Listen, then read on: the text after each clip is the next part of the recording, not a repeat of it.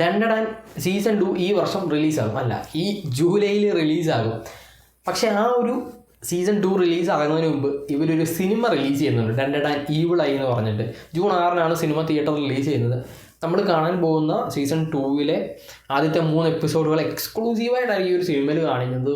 അതിൻ്റെ trailer release ചെയ്തിട്ടുണ്ട്. നമ്മൾ ഫസ്റ്റ് സീസണിൽ കണ്ട ചെറിയ സാധനങ്ങളൊന്നുമല്ല, ഇത് ഗംഭീര ഐറ്റമാണ്.